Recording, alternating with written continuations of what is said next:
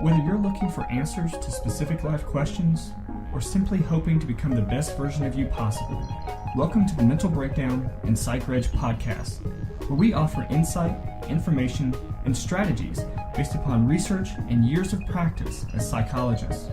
So sit back, have a listen, and get connected with our hosts, Dr. Berney and Dr. Richard Marshall.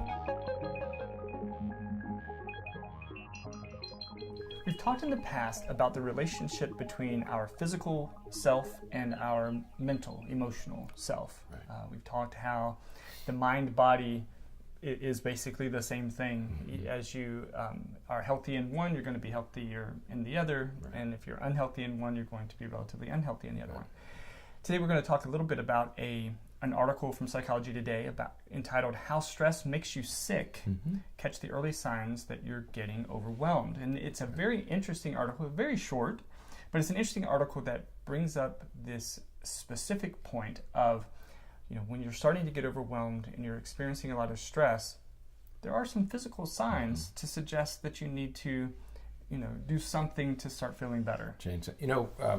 We mentioned in yesterday's podcast that we've had this over 2,000 years.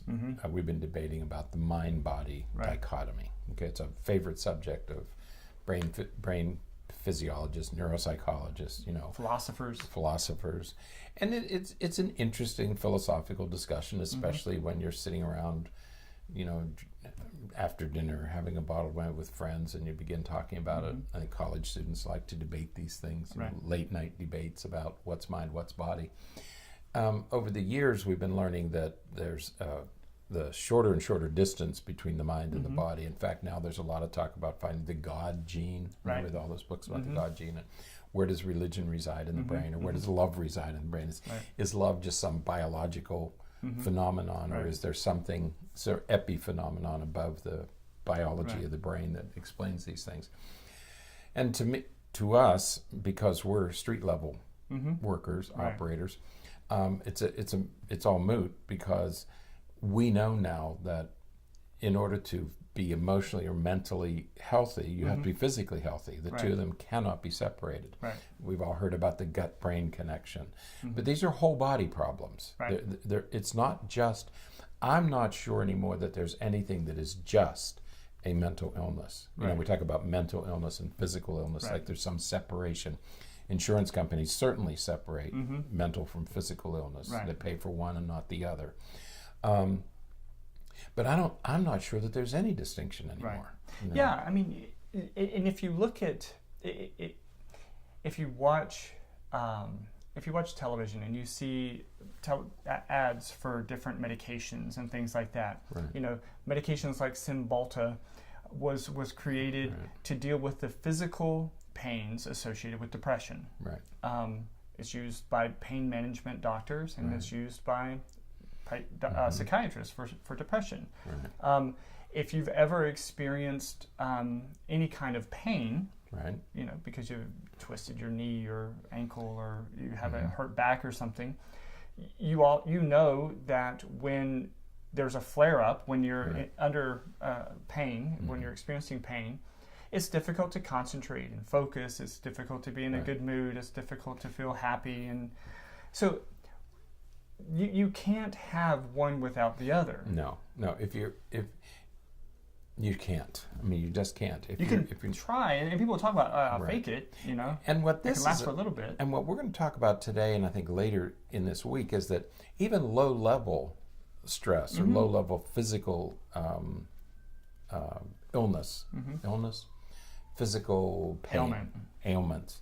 I'm having anomia today. I have a serious case of anomia. I noticed that. You did? You got to help me out. I'm trying. You could, fill in the blanks. I'm trying. It's like, I'll do my best. It's like it's a choose your own adventure story. Yeah, it is. You choose the ending. Yeah. Okay. I feel like Will Short today. I'll give the question, you give the answer. This is going to be a Mad Lib. You might win something on this program, but you have to be physically healthy, and even low levels of stress, low levels of discontent can create physical problems. The physical problems then affect how you feel mentally. And you're right. If you've ever had pain, I don't care if it's just a toothache. You don't feel like going anywhere when you have a toothache. Right. Okay. But for people who are struggling with pain, and pain can come from a number of sources, including inflammation, and we have to be careful about it. Absolutely. So in this article, the author just kind of looks at a few specific ailments, and some that are surprisingly included in the list, like acne. Well, but it's inflammatory. It's an inflammation. Oh no, absolutely. You know. But the author mentions acne and headaches and chronic pain, and lists, that with getting a common cold, for example. Right. It mentions here that there were 27. A review of 27 studies suggests that when you're under stress, you're more likely to get a cold. I've always said it's very common that after somebody gets married, they get sick. People always talk about, oh yeah, we were on a honeymoon, I got sick on the honeymoon, or I got sick as soon as we got back. And I'm sure the reason is stress. Right. Getting married is a very stressful event, especially if you plan a big wedding. It's not only a life change where you try to take somebody else into your life, but it's also the strain of putting on this event. And people fight and they have arguments and they're spending thousands or tens of thousands of dollars. Highly stressful event, and you collapse afterwards. Right. But it's the stress that causes it. Yeah. Yeah. So you get physically ill. Right. Absolutely. The best thing I heard was people used to say, parents would say, don't go out and get your hair wet because you'll get a cold, or don't get wet. And I thought, wait a minute, that means every soldier who has to sit in a foxhole in the rain is going to get a cold, and they don't. Okay, right. So it's not the weather, it's not the damp or the wet or cold, it's something else is causing it. And I think the something else is under stressful conditions, your body just says enough is enough. Right. So again, the article mentions some of these different health-related ailments, and kind of lists and provides links to research that shows the relationship between these ailments and mental health, stress. That's what I liked about this article, is that with each one, that she presents the relevant research. Right. Yeah.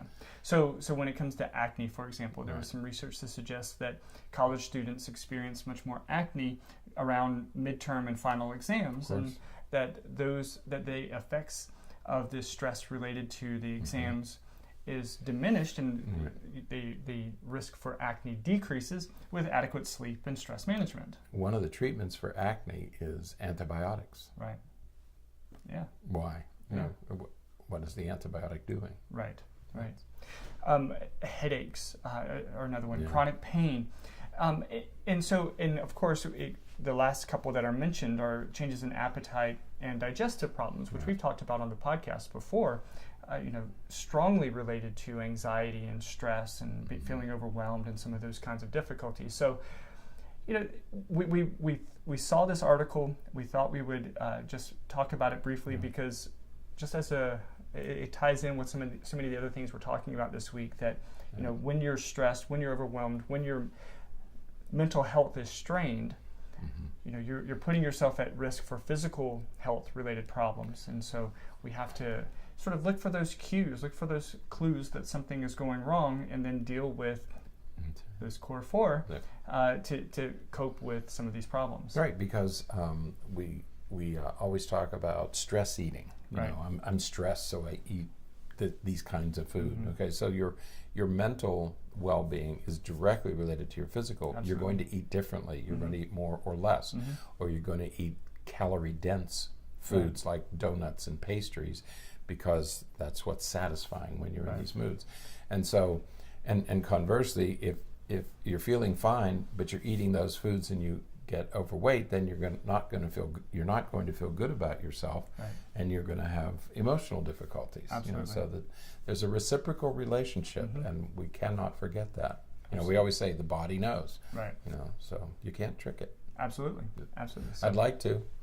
We used to think that if you toasted bread, you reduced the calories in it.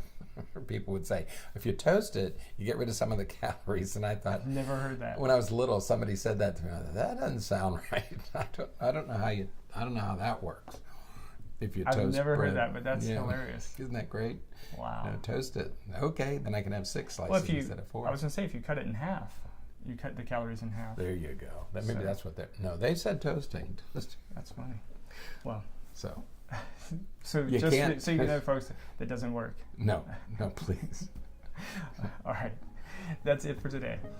Until next time, stay happy, stay healthy, and don't forget to be afraid. Thanks for sharing this episode of the Mental Breakdown and Psychreg podcast. Be sure to check out the show notes for links to follow us on Twitter and subscribe to our YouTube channel, where you will find all of our previous podcasts and much more. We would be honored if you would become a patron through patreon.com, where any donation you can manage will go to the development and creation of more content. Just visit patreon.com/thementalbreakdown for more information. Thanks again for listening. Have an awesome day, and we look forward to being back in your feed tomorrow morning.